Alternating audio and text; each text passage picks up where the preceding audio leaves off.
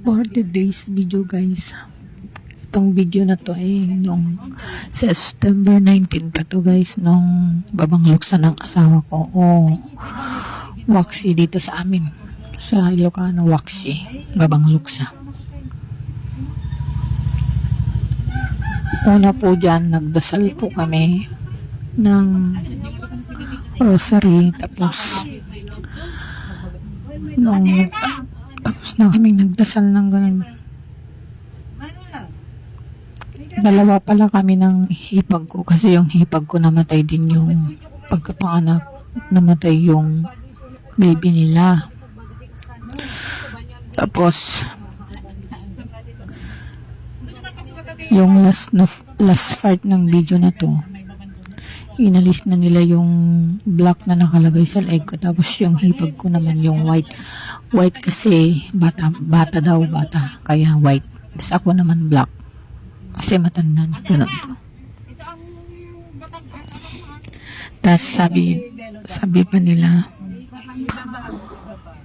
wag na daw ako magsusuot ng pure black na damit.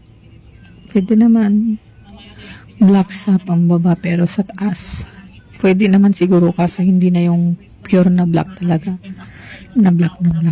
Pwede yung may mga printed na black, ganun, kasi bawal na daw eh. Tas pala, nagpapasalamat na pala ako ngayon sa mga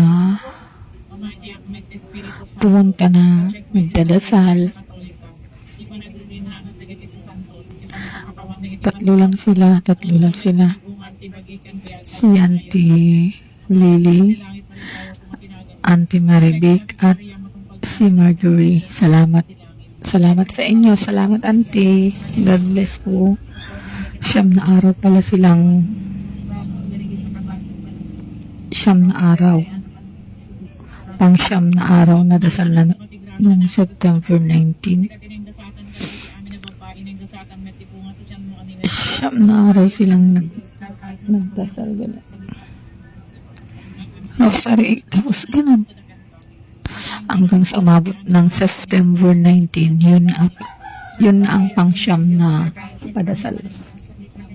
Yun na ang kaarawan ng babangluksa.